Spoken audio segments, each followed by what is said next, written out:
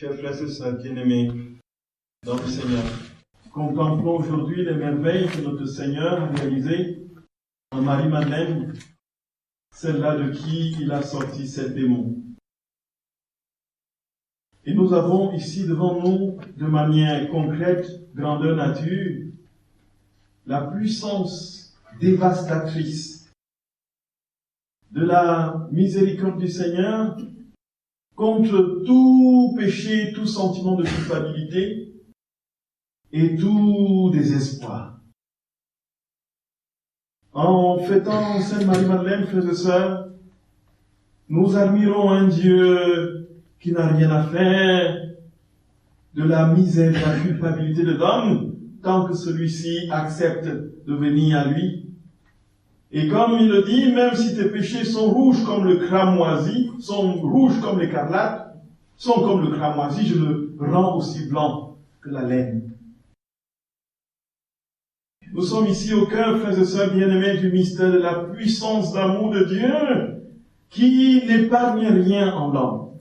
Le projet de Dieu, c'est de consumer l'homme dans les interstices les plus reculés de son être, y compris ce qu'il y a de plus insupportable à regarder et à vivre. Et Dieu seul, frères et sœurs bien-aimés, en est capable. Marie-Madeleine est portée comme nous n'aurions pu imaginer, au sommet même de la révélation, puisque c'est elle la première qui voit le Seigneur, bien sûr, après sa très sainte main, puisque nous avons dans les révélations privées cette grâce de comprendre, et qui a été confirmé par certains pères de l'Église, que Jésus est apparu d'abord à sa mère Marie. Et même à Lusette Carita, n'est-ce pas, c'est bien ce qu'on peut lire dans le 31 jours. Ce qui est sûr, frères et sœurs d'amour, c'est que Marie-Madeleine, après la mère de Dieu, a été celle qui a vu Jésus, et avec ce que la Vierge n'a pas fait, celle qui a annoncé la résurrection de notre très saint Seigneur. Et comme nous le voyons, frères et sœurs, il y a un schéma dans le projet de Dieu. Et on voit, pour ce qui est de sa vie publique et de l'annonce de sa messianité, alors qu'à Jérusalem, en Judée, on attend frénétiquement le Messie, on n'est pas loin de se douter un seul instant que celui-là qu'on attend et que les prophètes ont prophétisé est là devant eux accomplissant des signes. Alors que tous entrent dans la controverse contre Jésus, personne n'est capable en vérité de dire qui est celui-là, jusqu'à ce que lorsque le Seigneur pose la question à ses disciples, pour vous qui suis-je, Pierre, inspiré par l'Esprit, va répondre, tu es le Messie. Mais bien avant, en amont, il y a eu une autre femme. Qui était cette femme, frères et sœurs bien-aimés? La Samaritaine. La Samaritaine qui, au cours de la vie de Jésus-Jean au chapitre 4, a été la première à reconnaître et à dire et à annoncer dans toute la Samarie, convertissant toute la Samarie à Jésus, que le Messie que l'on attend, je l'ai vu, il est là. Et lorsque les gens viennent l'écouter, ils disent, nous ne venons pas parce que nous avons sauvé, parce que nous avons écouté, mais maintenant nos yeux voient. Nous-mêmes, nous sommes là maintenant présents, nous voyons ce que tu nous as dit. Et c'est encore infiniment plus grand. C'est encore l'œuvre d'une femme. Qui était la Samaritaine, frères et sœurs bien-aimés?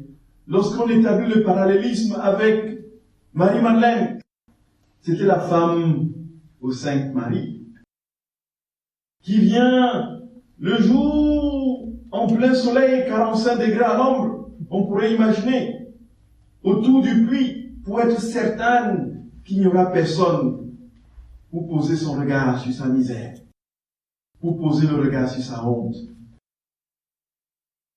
Et c'est toujours cette même femme, frères et sœurs bien-aimés, qui, dans la crasse de son désespoir, alors qu'elle a multiplié les hommes, va recevoir la révélation unique qu'en Israël, personne encore n'avait eu, que celui-là est le Fils de Dieu, et va l'annoncer en première. La première évangélisatrice de l'Écriture, c'est une pécheresse. La première qui annonce la victoire du Christ sur la mort, c'est une pécheresse.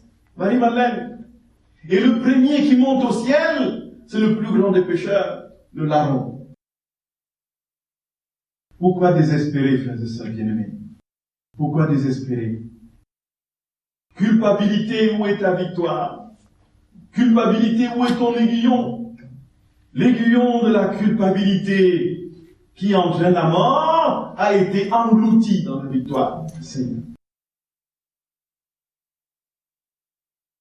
Et ce faisant, frères et sœurs, en fêtant Marie-Madeleine, nous voulons simplement rendre grâce à Dieu pour notre vie, y compris notre vie cabossée, y compris notre vie marquée par des vicissitudes, par des souffrances qui nous ont parfois portés au désespoir, y compris par des péchés que nous ne pouvons peut-être jamais être capables de nommer.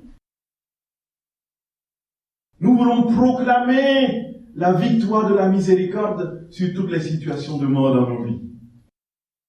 Que de traumatismes parfois nous avons traversés dans nos existences. Que de situations impossibles à décrire avons-nous vécu. Jésus nous dit, la grâce de ma miséricorde vient absorber ta misère. Et comme disait Sainte Élisabeth de la Trinité, le néant de notre misère est englouti dans l'abîme de sa miséricorde. Et après cela, frères et sœurs d'amour, après cela, le cadeau des cadeaux donné à celui qui accepte, qui fait confiance, on en parlera, dans les éléments de sainteté ordinaire. La confiance que Jésus répète et martèle à l'usage, répète et martèle à Sainte Faustine. Confiance, confiance, mais fais-moi confiance. Jette-toi dans mes bras, viens à mes pieds, mets-toi à genoux, pleure des larmes de contrition, des larmes d'amour, et laisse ma miséricorde couler sur toi, pour baigner ton âme des effluves de ma tendresse. Frères et sœurs bien-aimés, personne n'a le droit de se décourager de son péché, de se laisser engloutir par la culpabilité. Personne. Personne. Aucune misère ne peut défier la miséricorde du Seigneur. Aucune misère ne peut défier la tendresse de Dieu. Faisons-lui confiance, frères et sœurs d'amour. Faisons-lui confiance. Faisons-lui confiance. Faisons-lui confiance. Jetons-nous dans ses bras. Jetons-nous dans ses bras. Jetons-nous dans ses bras. Laissons-nous engloutir par sa tendresse. Si nous n'avons pas encore ce beau et grand sublime cadeau de sa propre vie, chantons ce chant. Père, Père, je suis ton enfant. Tu me prends dans tes bras, tu m'embrasses tendrement. Père, Père, je suis ton enfant. Je mets mes yeux dans tes yeux. Avec toi, je suis heureux.